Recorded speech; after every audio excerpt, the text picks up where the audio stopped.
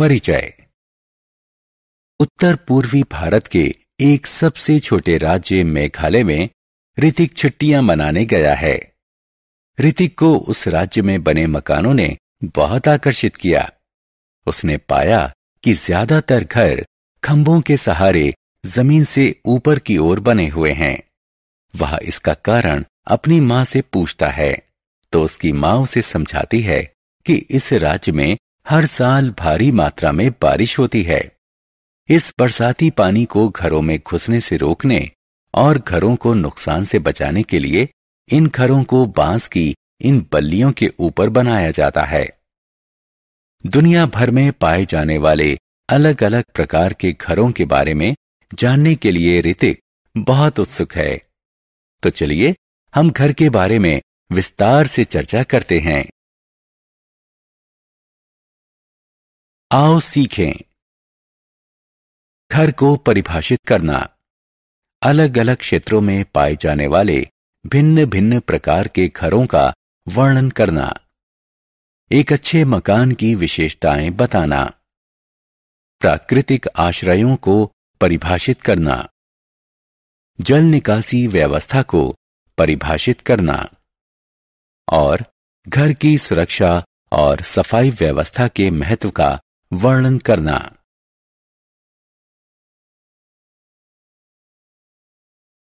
मकान। मकान किसे कहते हैं? मकान एक इमारत या स्थान होता है जहां लोग अपने परिवार के साथ रहते हैं। हिमाच्छादित क्षेत्रों में घर। अलग अलग स्थानों के घरों में अलग अलग अंतर होते हैं। जिन क्षेत्रों में भारी मात्रा में हिमपात होता है उन क्षेत्रों में घरों की छत ढलानदार होती है। ढलानदार छतें बर्फ को छत पर जमा होने से रोकती हैं। ग्रीनलैंड, अंटार्कटिका आदि जैसे क्षेत्र जो साल भर बर्फ से ढके रहते हैं, यहां लोग विशेष प्रकार के घरों में रहते हैं जो इग्लू के नाम से जाने जाते हैं। इग्लू अर्धगोलाकार होते हैं और जो बर्फ के टुकड़ों से बने होते हैं। पहाड़ी क्षेत्रों में घर। पहाड़ी क्षेत्रों में घर लकड़ी के बने होते हैं। यहां भी घरों की छत ढलानदार होती है क्योंकि यहां पर भारी मात्रा में बारिश और हिमपात होता है। ढलानदार छतें बर्फ और बरसाती पानी को आसानी से छत से जमीन की ओर बहा देती हैं। बरसाती इलाकों में घर।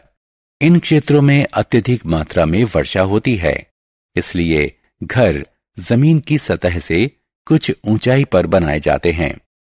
इन घरों को बांस के बने हुए खंभों का सहारा दिया जाता है जिन्हें स्टिल्ट कहते हैं। इसलिए इन घरों को स्टिल्ट हाउसेस कहते हैं।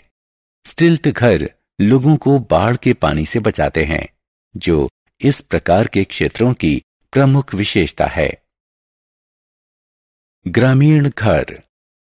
गांवों में घर गीली मिट्टी, चूना, सूखी घास और झाड़ियों से बनाए जाते हैं जिन्हें झोपड़ी कहा जाता है। शहरों और कस्बों में घर। कस्बों और शहरों में घर ईंट और सीमेंट से बनाए जाते हैं। यह एक मंजिला या बहुमंजिला होते हैं। इन बहुमंजिला इमारतों में अलग अलग प्रकार के परिवार रहते हैं। अच्छा घर। घर छोटा अथवा बड़ा हो सकता है। एक अच्छा घर वो होता है जो हवादार हो, जहां पर्याप्त सूरज की रोशनी आती हो, जिसमें खाना पकाने का अलग स्थान हो, जिसमें सोने के लिए अलग स्थान हो, जिसमें स्नान घर और शौचालय अलग से हों, जिसमें मेहमानों के स्वागत के लिए एक अलग स्थान हो। प्राकृतिक आश्रय। आदि मानव घर नहीं बनाते थे। इसकी जगह वो प्राकृतिक आश्रय स्थल जैसे गुफाओं, पथरीली दरारों आदि में रहते थे। यह आदि मानव को खराब मौसम की स्थिति, जंगली जानवरों आदि से सुरक्षा प्रदान करते थे।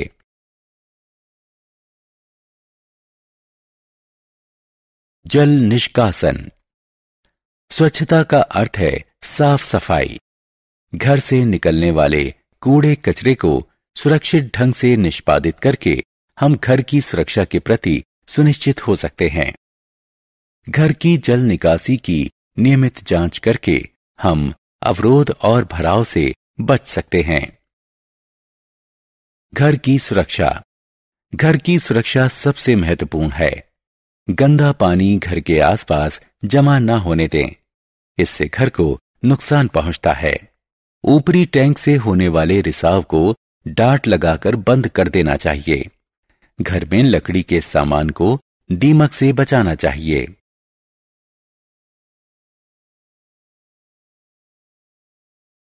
हमने क्या चर्चा की? मकान वो इमारतें हैं जहां लोग अपने परिवार के साथ रहते हैं। इग्लू उन क्षेत्रों में पाए जाते हैं जो वर्ष भर बर्फ से ढके रहते हैं। स्टिल्ट घर वहां पाए जाते हैं जहां भारी मात्रा में बारिश होती है। गांव में घर गीली मिट्टी, चूना, सूखी घास और झाड़ियों से बनाए जाते हैं, जिन्हें झोपड़ी कहते हैं। शहरों और कस्बों में मकान ईंट और सीमेंट से बनाते हैं। आदि मानव गुफाओं और चट्टानों की दरारों में रहते थे, जिन्हें प्राकृतिक आश्रय कहते हैं। घर से निकलने वाले कूड़े कचरे को सुरक्षित ढंग से निष्पादित करके हम घर की सुरक्षा के प्रति सुनिश्चित हो सकते हैं।